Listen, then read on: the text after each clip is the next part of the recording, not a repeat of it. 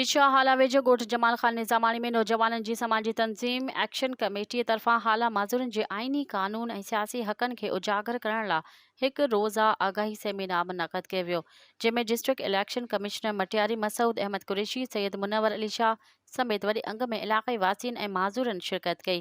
इन मौक़े ते सेमिनार खे ख़िताब कंदे district election commissioner Matiari Masood Ahmed Qureshi जो चवणु हो त असां माज़ूरनि खे बराबरि जा हक़ ॾियण जा ख़्वाहिशमंद आहियूं।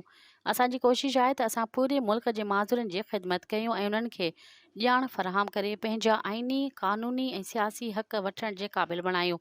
उन्हनि जो चवणु हो त एक्शन कमेटी जे नौजवाननि जी काविशुनि खे ॿिन्ही हथनि सां सलाम पेश कयां थो, जिन माज़ूरनि जे हक़नि खे उजागर करण लाइ सेमिनार मुनक़द कयो आहे। मज़ीद ख़बरनि ऐं तफ़सीलात लाइ विज़िट कयो असांजी वेबसाइट www.awamiNewsHD.com ऐं ॾिसंदा रहो अवामी न्यूज़ HD।